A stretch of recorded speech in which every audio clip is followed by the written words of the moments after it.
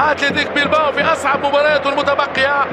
هذه هي كانت مهمه دييغو سيميوني، قال لجماعته وانه في حاله الفوز على اتلتيك بيلباو سنكون ابطال مع نهايه الموسم، لان اصعب مباراه في جدول اعمال فريق الاتلتيكو.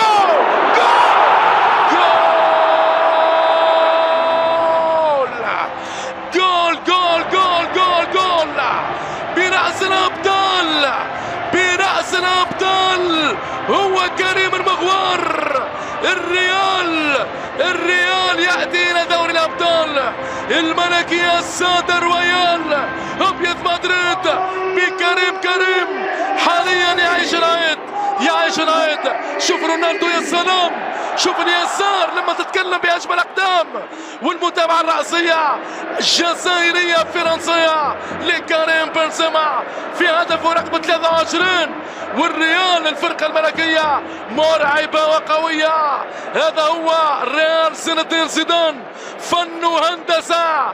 عاد ليلعب كريم بالغرام للريال مع زين الدين زيدان لكريم بنزيما. قرار ابعاده عن المنتخب الفرنسي في بطولة اوروبا القادمة قرار اكيد يعني تألم منه كثيرا كريم بنزيما، لكن الاكيد كذلك وانه يلعب افضل مواسمه كريم بنزيما منذ التحاقه بالريال. 23 هدف للموسم في الدوري فقط. كرة جول، كرة جول، كرة جول، جول.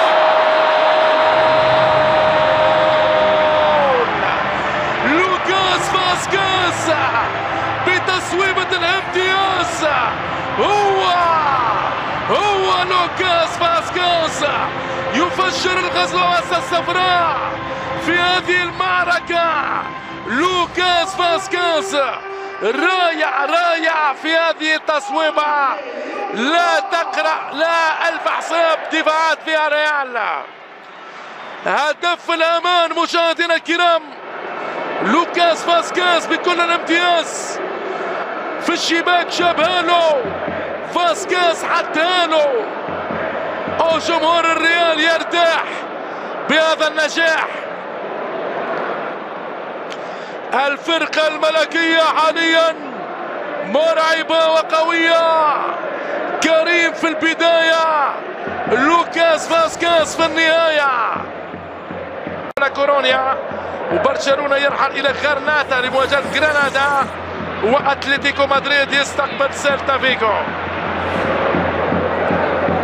كريم، دانيلو، يهرب البرازيلي، رونالدو في القائم الأول، ورونالدو التسويق.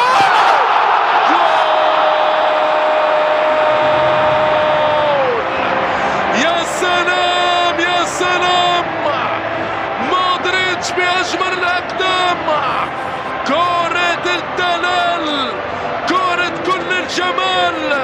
الملكي يمضي ولا يبالي، الملكي شيء كبير يا عمري.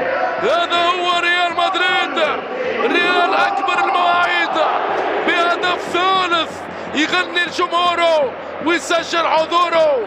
في البداية دانيلو والنهاية مودريتش، والثلاثية مدريدية بنجومها العالمية، مودريتش، دانيلو والبقية. بكل الدلال والجمال ينهي المباراة في أسرع الأوقات ريال مدريد. مشاهدينا الكرام، كريستيانو رونالدو يغير القميص خارج الميدان في الدقيقة 76.